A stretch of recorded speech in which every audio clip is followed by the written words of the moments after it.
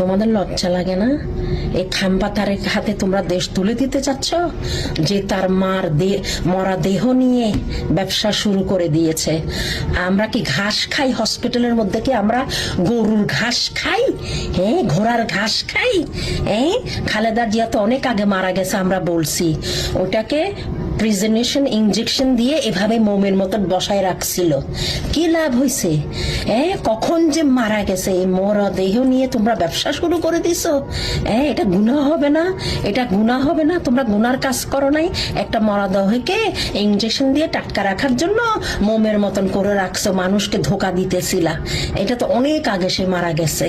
এখন তো ইনজেকশন বাইর হয়েছে, এখন তো মাটির ভিতরেও দিতে হয় না। এখানে যাদের পয়সা আছে ওরা ডুমের ভিতরে রেখে ইনজেকশন দিয়ে একদম জিন্দা লাশ মনে করবে কি সে শুয়ে আছে, পোকাও ধরবে না, পচবে না, বাস্ট হবে না।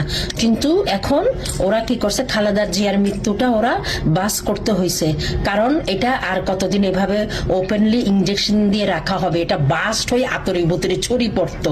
ওকে, এই মরা দেহ নিয়েও তোমরা ব্যবসা করতেছ? ছি ছি ছি ছি ছি ছি, কোন জগতে তোমরা থাকো? এই খাম্বাকে আনছে কি বাংলাদেশে? এই খাম্বা কি দেশ চালাইতে পারবে? খাম্বার মাথা সব গোবর ভরা। যে তার মার লাশকে কোনো ইয়ে করতে পারে না, সিকিউরিটি দিতে পারে না, মার লাশ নিয়ে খেলে। মার লাশ নিয়ে খেলে, সে কি জনগণকে চালাইতে পারবে, দেশ চালাইতে পারবে? সে তো গরু, সে তো হাম্বা হাম্বা খাম্বা খাম্বা। দূর দূর দূর, লন্ডনে যা, তোর হাতে লন্ডন ঝাড়ু দেওয়ার সময় আসছে। তুই কি বাংলাদেশ এখানে করিস? তোর বুকন ডাক্তার যে কোথা থেকে পাস করছে? লন্ডনের ডাক্তার।